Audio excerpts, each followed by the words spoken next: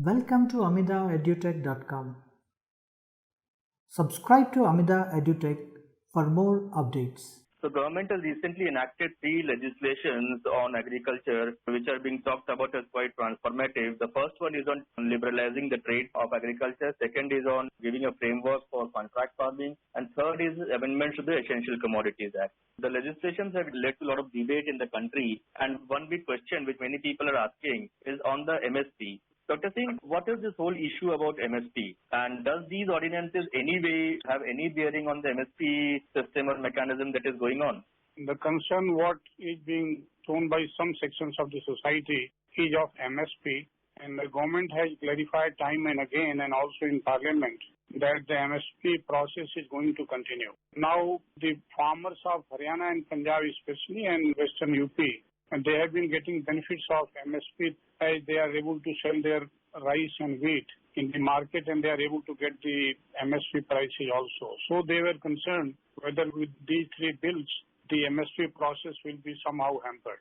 But with the clarification from the government that MSP is going to continue, if you remember that the Swaminathan report of providing MSP at least 1.5 times more to the crops, and that has been ensured by this government. The farmers have been benefited. Even recently, the MSP prices has been increased to the tune of 50 to 300. So it's a big jump also in MSP. And anyway, the government viewpoint is that MSP is going to continue in the light so that some of the commodities are essential commodities like rice, wheat, edible oils, pulses, and this is required for some in a kind of buffer stock when certain kind of emergencies are there in terms of calamities or some price rise and others. So some amount of these commodities are always required. So for that purpose also, the government is willing to continue with the MSP process.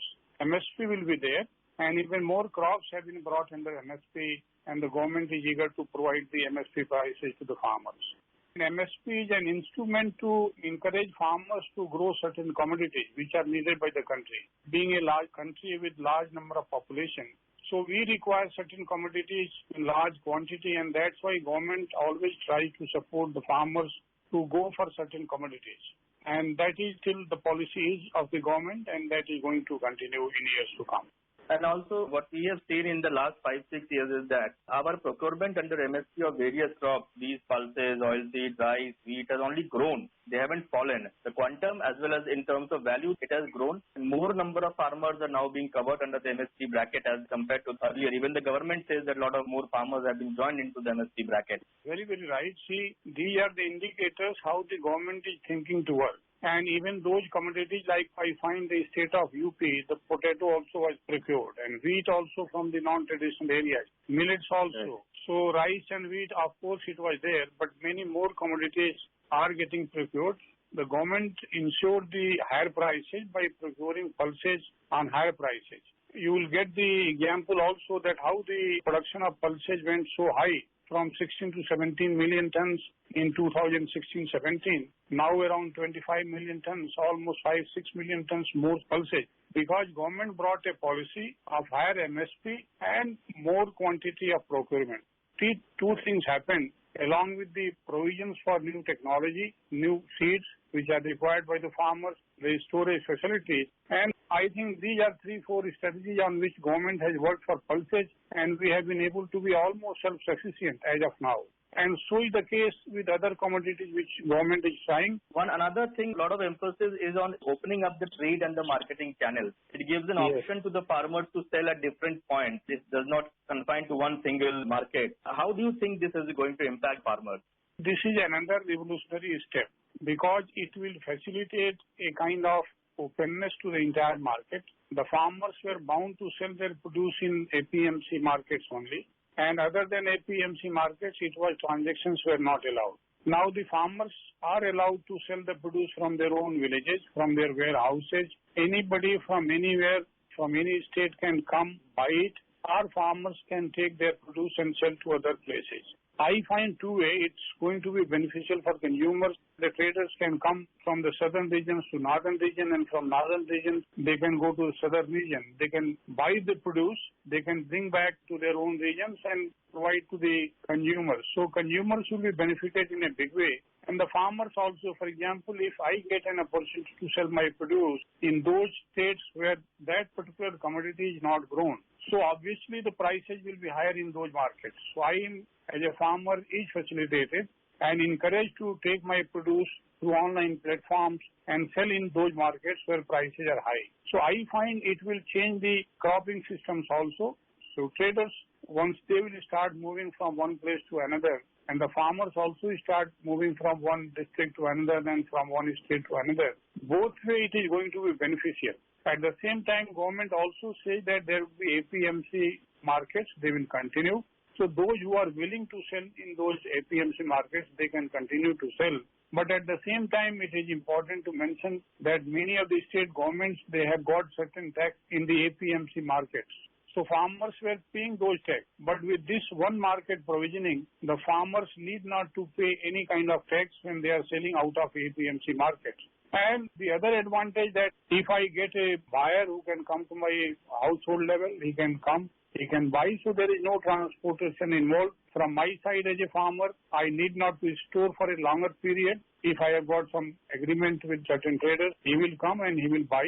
And if I am getting some kind of free information and free linkage with certain traders, I can grow certain commodity and they can come and buy those products. So I find all the way it is beneficial to all the parties, providing many opportunities. I remember also in the past some of the private companies, when they went to purchase something on their own, state governments objected it. Though farmers were getting higher prices on their doorsteps, but the state government did not allow that to happen. But with this act, probably all places can be marketplaces where farmers and traders can exchange views and they can sell their produce. One doubt which many people have is that now this act has come, the APMCs will wither because they will be starved of funds and they provide a platform for price discovery which won't be there. Do you think these fears are unfounded?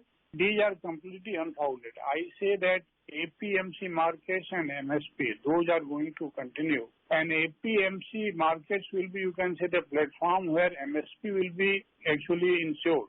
So the farmers as of now also they are bringing to APMC markets and there they are able to get the MSP prices. So that arrangement is going to be continuing and it is completely unfounded that these APMC markets are going to vanish and MSP is also going to be affected. It is not going to happen. Actually, there are more opportunities now.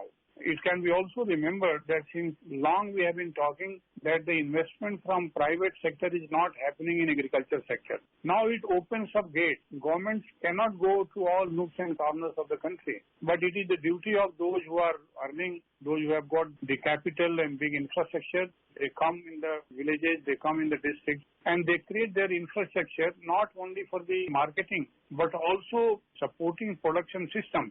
If certain technology is to be pushed, if a big house comes and he takes a kind of contract arrangement and he enters and that district, what government is trying to say, one district, one product. So if we know that Lucknow is known for the Dussehri mangoes or Alfonso mango grown in southern region, so those particular districts can be converted into market as well as production hubs also for one commodity. So the whole arrangements I find provide more commercial farming, more viable farming, more economic oriented farming, which our system was lacking. People were growing only those commodities traditionally which they have been growing since long. If you look into the entire Punjab and Haryana, there is no diversification. Only people go for rice and wheat. But once some trader comes and he says that these two crops are damaging the entire resource base, the water tables are going down and soils are also depleting. So in those conditions, some more diversification can take place, which requires less water, less nutrients,